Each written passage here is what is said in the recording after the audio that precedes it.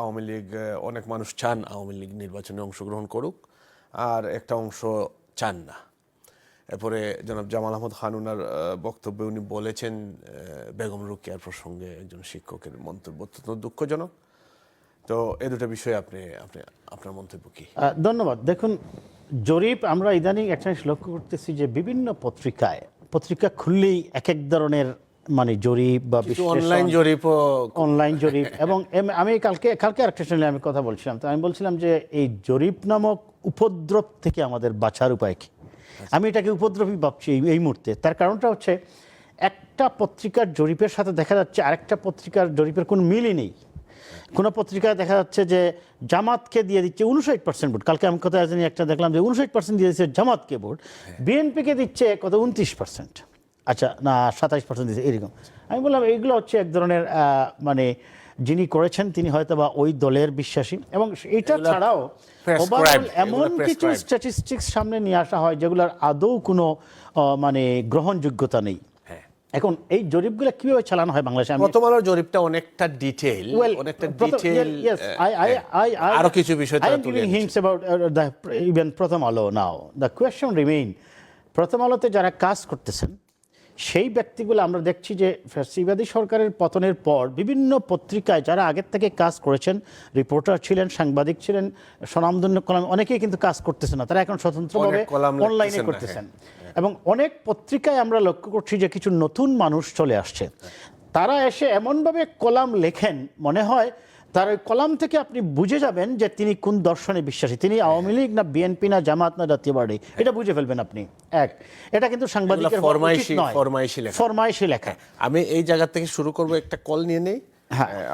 Sorry, আসসালামু আলাইকুম প্রিয় কল। আপনি চান না, হ্যাঁ ওটা উত্তর আপনি পরে দেবেন। আমি নুরজামান জামান, আমি তো ভুলে গেলাম আমি কোথায় আসছিলাম আলোচনায়।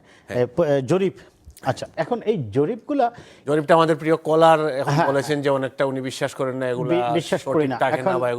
এখন শুনেন, এই জরিপগুলা কারা চালায়, কিভাবে চালায়, এখানে আপনাকে একটা জিনিস মনে রাখতে হবে। জরিপ মনে করেন আপনি 1000 জন মানুষের, এই যে আমি গতকালকে একটা জরিপ দেখছিলাম 1063 জন সম্ভবত, না 1363 সামথিং, 1363 জন আপনি মনে করেন র্যান্ডমলি আপনি সিলেক্ট করলেন। সেগমেন্টটা কি? হ্যাঁ, এখন প্রশ্নটা হচ্ছে কাকতালীয়ভাবে এই 1300 জনের মধ্যে দেখা গেল বেশিরভাগই পড়ে গেল হয়তো বা ওই দলের সমর্থক। 1300 জন নিশ্চয় দেশের 18 কোটি মানুষকে বা 12.5 কোটি ভোটারকে রিপ্রেজেন্ট করে না, অবশ্যই না, এটা হবে না। এটা যদি খুব মাসিভ স্কেলে হয়, সে ফর এক্সাম্পল আপনি 5 মিলিয়ন মানুষ, 50 লক্ষ মানুষের মধ্যে একটা পরিসংখ্যান চালালেন, দেশের সকল নির্বাচনী এলাকায় আপনার প্রতিনিধি দিয়ে নিন, আপনি খেয়াল করবেন কথাটা, সেটা 300 আসনই হতে হবে। খুব স্বাভাবিকভাবে আপনি যদি ঢাকা শহরে নেন হয়তো বিএনপির পক্ষে থাকবে, গোপালগঞ্জে নেন বা বগুড়ায় নেন সেটা বিএনপির পক্ষে থাকবে, আপনি গোপালগঞ্জ যান আওয়ামী লীগের পক্ষে থাকবে, আপনি যেটা জামাতের 2-1 জায়গায় সিট আছে, কয়েকটা সিট আছে ওই জায়গায় গেলে হয়তো তাদের পক্ষে থাকবে। কাজে আপনাকে ওইটাও তো নিবেন আপনি, প্লাস যে আসনগুলোতে মোটামুটি সমান সমর্থক আছে বা আছে, এইভাবে আপনাকে নিতে হবে। কিন্তু এটা আমরা না করে আমরা অনেক সময় বলি কি যে শিক্ষিত নেওয়া হয়েছে, মাস্টার্স পাস নেওয়া হয়েছে 100 জন, ডিগ্রি পাস নেওয়া হয়েছে 50 জন, বা একটা আমি উদাহরণ দিচ্ছি পিএইচডি নেওয়া হচ্ছে 10 জন। এইটা আপনার নারী এতজন, পুরুষ এতজন, বয়সের একটা সংখ্যালঘু এতজন, আপনার 20 থেকে 40 বছরের এতজন, শ্রমিক এতজন, এগুলা হচ্ছে আপনি যখন বড় স্কেলে অনেক মানুষের মধ্যে একটা জরিপ চালাবেন তখন আপনি হয়তো একটা ওভারঅল পিকচার আপনি পেতে পারেন। কিন্তু এই জরিপগুলা যে কমপ্লিটলি, যিনি, আমি আবারও বলছি, যিনি এই কাজটা করতেছেন তিনি যখন কোনো দলের হবেন, আমি একটু আগে একটা ভিডিও শুনছিলাম একজনের, এই লোকটাকে আমি দেখলাম যে যতভাবেই সে কথা বলে মানে ঘুরে ফিরে শেষটা এমনভাবে উনি করে, ওনার দৃষ্টিকোণ থেকে মনে হয় যেন জামাতি সব ভালো করতেছে এবং জামাতি আগামী নির্বাচনে ভালো ফলাফল করতেছে। এটা হলো ওই যে এমনভাবে গুছিয়ে আনেন উনি, বিচার মানে তালগাছ, আমাদের গুইরা ফিরা ওই তালগাছের মধ্যে এইটার থেকে আপনার এই ন্যারেটিভ থেকে আপনাকে বের হতে হবে যদি আপনি সত্যিকার, but it's really tough নাওয়াডেজ। I am saying আমাদের জার্নালিস্টরা বলুন, পত্রিকার বলুন, টিভি বলুন, সবই আমরা ডিভাইডেড হয়ে গেছি।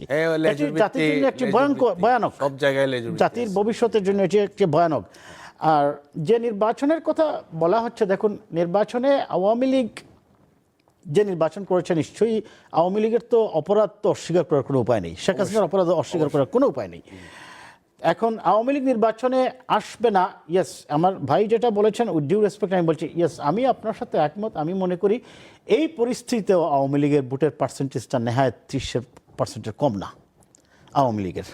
কিন্তু প্রশ্নটা হচ্ছে, আমি যেটা মনে করি এখন যে কনসেপ্টটা সেটা হচ্ছে যে আওয়ামী লীগ যেহেতু 3টি নির্বাচন করেছে অন্যায়ভাবে অবৈধভাবে, তাদেরকেও শাস্তিস্বরূপ অ্যাটলিস্ট একটি নির্বাচন থেকে হয়তোবা দূরে রাখা যেতে পারে এবং যেহেতু তাদের কার্যক্রম বন্ধ রাখা হয়েছে। আমি যেটা বুঝি এটা আপনার বক্তব্য। নাও দ্য কোয়েশ্চন রিমেইন, এই ওই জিনিসটাতে আমরা যাই। নির্বাচন নিয়ে আমরা অনেক আলোচনা করেছি এবং এটা ঠিক আছে, এটা তো একটা প্রেডিকশন, এটা হলো জরিপের যে ইয়েটা, মানুষ তো আর বলতেছে না যে আওয়ামী লীগকে ভোট দিয়ে দাও, বলতেছে তারা পার্টিসিপেট করতে পারে কিনা এই বিষয়টার উপরে। ঠিক আছে, আপনার মতামত এই বিষয়ে পেয়েছি। উনি যে একটা গুরুত্বপূর্ণ জিনিস বলেছেন, মনে করেন বেগম রোকেয়া আমাদের নারী আন্দোলনের পথিকৃৎ, নারী জাগরণের উনি পথিকৃৎ। উনি যে কাজগুলা 100 বছর আগে 120 বছর আগে যে কাজগুলা করেছেন, আমরা কিন্তু এখন করতে পারতেছি না। নারীর মুক্তি অর্থনৈতিক মুক্তির জন্য অপরিহার্য। পৃথিবীর সব উন্নত দেশে নারীরা কাজ করেন, আমাদের দেশে কেন এই অবস্থা?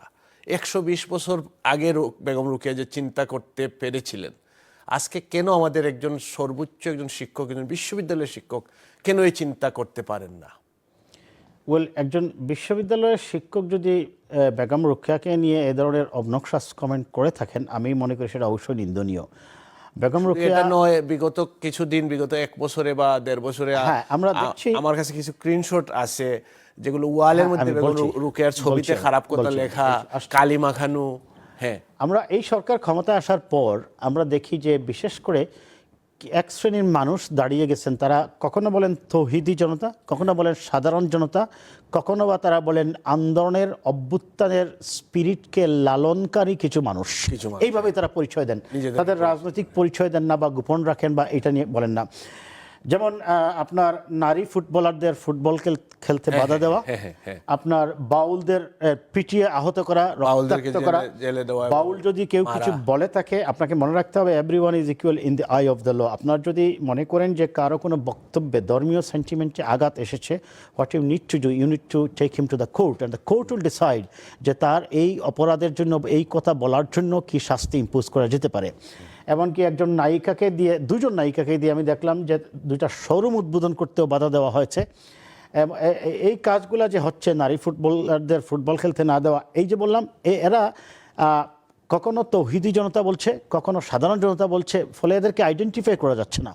এই যে বিশ্ববিদ্যালয়ের শিক্ষক, তিনি বিশ্ববিদ্যালয়ের শিক্ষক হয়ে নিশ্চয়ই বেগম রোকেয়া যেহেতু তিনি বিশ্ববিদ্যালয়ের একজন শিক্ষক, আমি ধরে নিচ্ছি তার এনাফ নলেজ আছে বেগম রোকেয়ার জীবনী সম্পর্কে, এবং তিনি যে প্রতিকূল পরিবেশে থেকে নারী আন্দোলনের অগ্রদূত হয়েছিলেন, এবং নারী তো অর্ধেক আপনার নারী, আপনার জনসংখ্যার জনগোষ্ঠীর, সেই জনগোষ্ঠীর অর্ধেককে আপনি পিছনে রেখে তো আপনি সমাজকে উন্নয়ন করতে পারবেন না। So at the same time, যেহেতু তিনি একজন বিশ্ববিদ্যালয়ের শিক্ষক, আপনি যেটা বলছেন, তার এই ধরনের মন্তব্য করার বিশ্ববিদ্যালয়ের পদার্থবিজ্ঞানের শিক্ষক, হ্যাঁ, যেটাই হোক, সাবজেক্টেরই হোক, আমি নিজেও ফিজিক্সের মানুষ, এখন যে বিষয়ের তিনি হন, তিনি নিশ্চয় এইটুকু কমন নলেজ তার থাকার কথা বেগম রোকেয়া সম্পর্কে। অন্তত তিনি জেনে শুনে যখন এই মন্তব্য করেছেন, আমরা হয়তো ধরে নিতে পারি তার একটা পলিটিক্যাল ফিলোসফি বা মোটিভেশন এখানে আছে। তিনি হয়তো একটা বিশেষ পলিটিক্যাল ফিলোসফিতে বিশ্বাস করা মানুষ, যারা হয়তো বা নারী সমাজের কে ঘরের বাইরে দিতে চান না, কিংবা 5 ঘন্টায় কর্মবিরতিতে রাখতে চান, নারীদের কর্ম। তার ক্লাসে কি মেয়েরা নেই? তার ক্লাসে কোনো মেয়ে আমি কি মেয়েদেরকে পড়ান না? তারা কতটুকু বিশ্বাস করবে? এটা অবশ্যই নিন্দনীয়, এবং আমি মনে করি বাট কতটুকু বিশ্ববিদ্যালয় প্রশাসন সে ব্যাপারে অ্যাকশনে যাবে বা না যাবে আমরা এখান থেকে বলতে পারবো না। But what I can urge and what I can say that তিনি যদি এই ধরনের কথা বলেন, তার আনকন্ডিশনালি তার এটাতে ক্ষমা চাওয়া উচিত।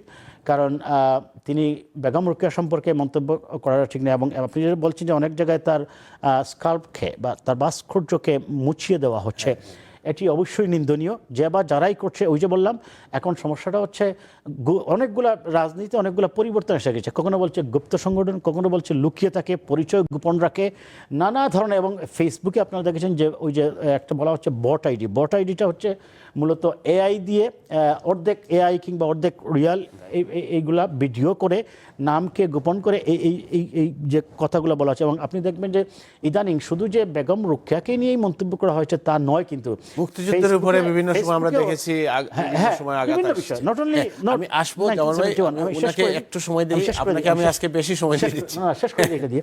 তো এইটা নিয়ে এমনভাবে মন্তব্য করে যার ফলে এদেরকে আইডেন্টিফাই করা যাচ্ছে না। বাট এটা হচ্ছে কি জানেন, ওভারঅল আমাদের সমাজের, যুব সমাজের, বিশেষ করে এই কাজগুলো বেশিরভাগ যুবকরাই করতেছে, যুব সমাজের যে নৈতিক অবক্ষয় বা নৈতিক স্খলন এবং সমাজ যে দীর্ঘদিন বিচারহীন সমাজে থাকার কারণে মেন্টালিটিটা ওইভাবে গ্রো হয়ে গেছে। এটা থেকে আমাদেরকে আবার tougher rule of law ensure করতে হবে সমাজে। আদারওয়াইজ আমরা কিন্তু সমাজ থেকে এই মানে আমরা পিছনের দিকে যাবো, আমরা পিছনের দিকে যাবো, আমরা এগিয়ে যেতে পারবো না। ধন্যবাদ, আবার আসবো।